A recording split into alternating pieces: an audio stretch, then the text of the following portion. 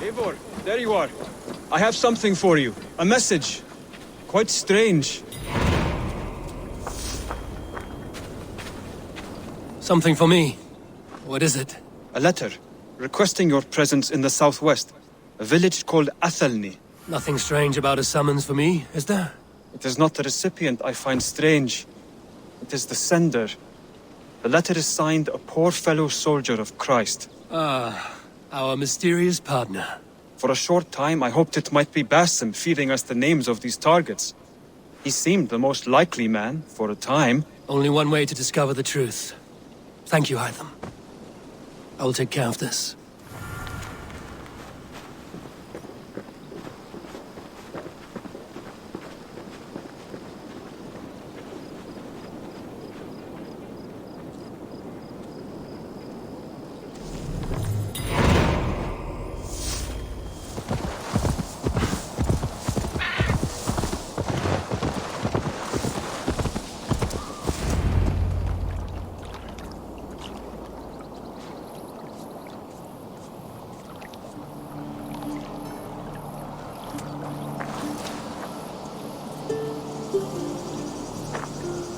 All right there?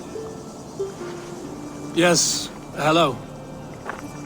I do not mean to intrude, but I am looking for someone. And who would that be then?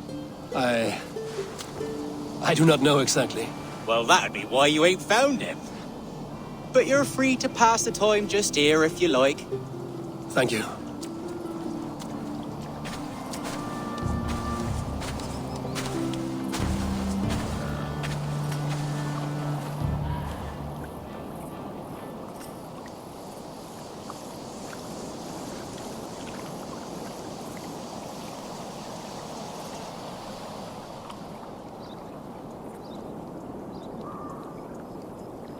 These are soul cakes, love. Do you know soul cakes? I do, I enjoy them. They're small things, size of a lumpy fist, so they'll bake fast. Keep your eyes sharp. And the butter, do I baste them? No need, love. We'll leave the butter for meal time. I look forward to it. Right then. I'll leave you to this. If you need me, I'll be doing the washing up next door. Quite a step down from your former work, Lord. As their guest, I volunteer to help with the daily chores. They offer me a bed. I tend the cakes. Do they not feel strange giving orders to their king? Or do they know? That knowledge would benefit no one. I read your message. You went through a great deal of trouble to obscure yourself as this poor soldier of Christ. As I remember, you even sent yourself one of these letters in Winchester. A clever touch. The Order wanted me dead. I had to be careful. You said you knew nothing about the Order then. Pled ignorance. But you knew everything. Their names. Their schemes. Would you join me for a walk? You look well, Eivor. I am. The wars have ended, and my settlement thrives. The wars have not ended. You have simply stopped fighting. But men are brewing plots in mead halls and bedrooms. You will see. And how are you, Alfred? Getting used to the idea of being unremarkable? I am well. Better than I expected. In this exile, I have found a somewhat nourishing peace. Each morning, I am awakened by the sun and growling cormorants. I bathe in the chilly water of the marsh. I eat from shrubs and drink from buckets. It is a good life. Simple. Blessed. I've never been so far west. I find it quite peaceful here. Calming. I have traveled a long way to hear one name, Alfred. Who is the Order's Grand Magister? Tell your shadowy friends that England is swept clean. Your work is done. You? Grand Magister was not a title I desired. It passed to me on the death of my brother. From my father before him. Defilers of God's majesty and grandeur. I was their master. and I loathed them. With Goodwin, I set a plan in motion to destroy the Order from within. But my troubles with the Danes delayed that plan. But your trouble with this Dane is what led to their demise. You are Norse, are you not? You have a good ear. I owe you my thanks, Eivor. For that, I give you this, the key to my study, that you may better understand the good you have done. With the Order all but destroyed, you have made room for a greater idea, one to take its place, a universal divine order, inspired by God for the betterment of man. With a poor fellow soldier at its head. You have saved England, whether or not that was your intent. Now let England save you. England is no more, Lord.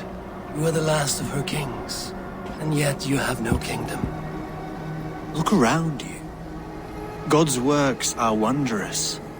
They cannot be ignored, nor resisted.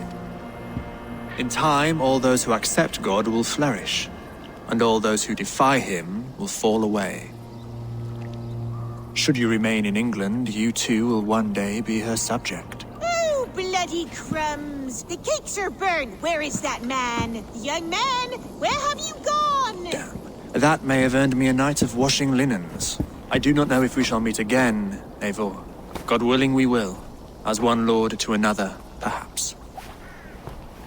I'm coming, my lady. I'm here.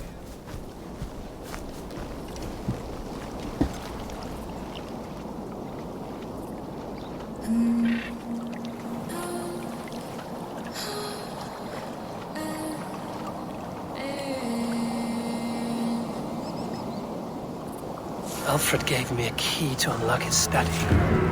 Somewhere in Winchester. Oh dear, look at them little balls of soot! Good lady, forgive me. I was lost in thought. No matter, just let him cool and we'll begin again. Direct me and I will obey. Alden das edlan domes. Ich ne verstande. Alchmont that you shilde sig. Silent way.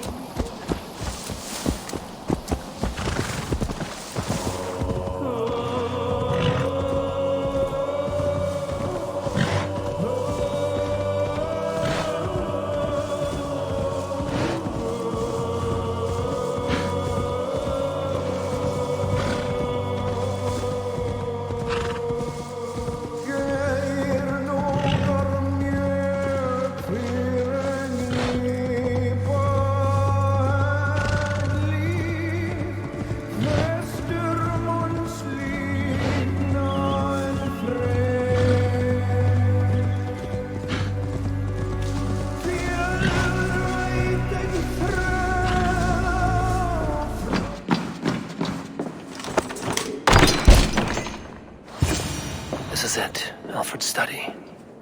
What secrets has he kept hidden away?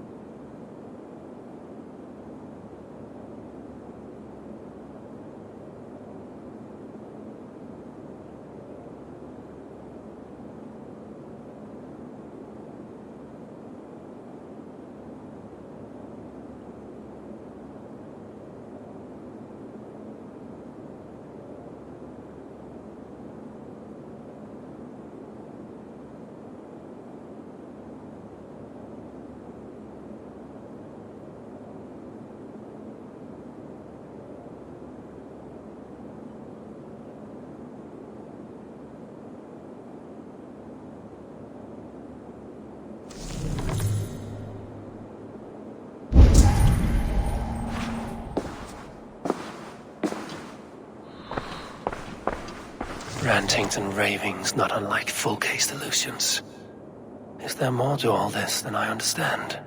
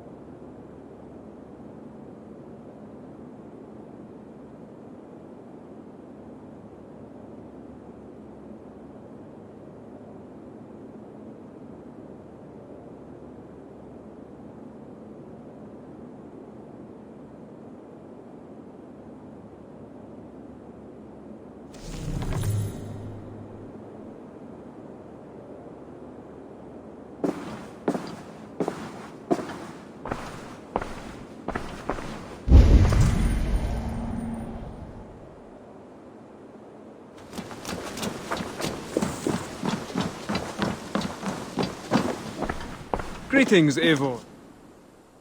Here you are, Hytham. The last of the Order's sigils. You will find King Alfred's among them. King Alfred? Did our poor fellow soldier lead you to his hiding place? He did, for they were one and the same. Our poor fellow soldier of Christ was the Grand Magister of the Order of the Ancients. He turned on his own order. Fascinating. Not turned so much as trampled. His devotion to Christ and what he calls a universal order set him against them from the start. With all sincerity, he loathed the title and the duty he had inherited and wished them destroyed. Wonderful. With his abdication, the last stronghold of the Order has been dismantled. All that remain are scraps here and there. And you, Eivor. Now that you have seen our enemy and you understand our cause, I wonder if you would join us. Become a hidden one. Was this your ultimate goal, Hytham? A trial by fire? It is a kind offer, but I do not believe we fight for quite the same cause. Your creed demands that you keep your triumphs hidden. I prefer my glory to be in plain view for all to see. If I taught you our creed, if you spent time with it, it could open your mind to another view. Another view is always welcome. But to live without celebrating one's glory and honor and achievements is not a life for me. But know this, I would give my life in a moment for those I love and who love me in return. All here, including you, my friend. I understand you well, Eivor. Very well indeed.